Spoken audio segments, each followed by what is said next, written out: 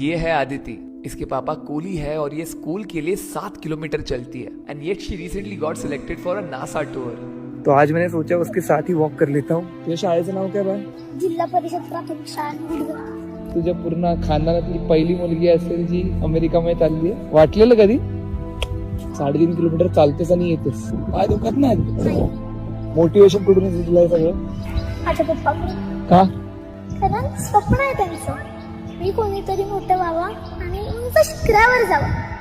जसं ते हमाली करतात तसं मी करू नये. माझंही स्वप्न आहे की माझ्यामुळे माझ्या वडिलांची मान खाली गेली पाहिजे.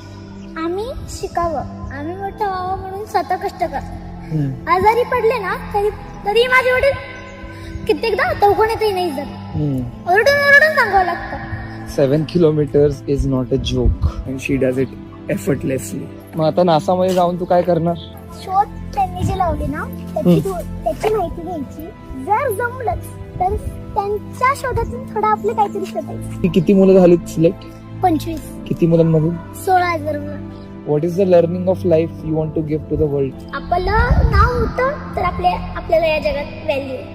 आज नाव मोठं झालं, उद्या तुला खाली झालं, विसरले आपल्याला दुनिया. 5 वर्षानंतर काय? 10 वर्षानंतर काय?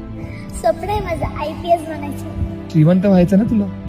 नाही व्हायचंय का? श्रीमंत झालं. 5 वर्षानंतर काय? 10 वर्षानंतर काय?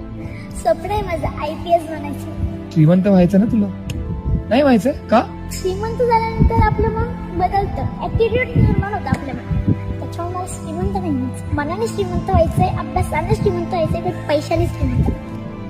समज या जगाला तुला एक प्रश्न विचारायचा असेल, तो काय असेल? एवढंच की मुलींना शिकवा, मुलींना घडवा. तर मुलं करू नका.